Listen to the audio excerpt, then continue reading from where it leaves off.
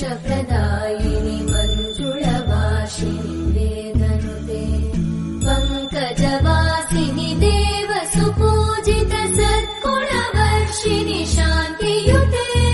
जय जय हे मधुसूदन कामिनि आदिलक्ष्मि जय पालय माम्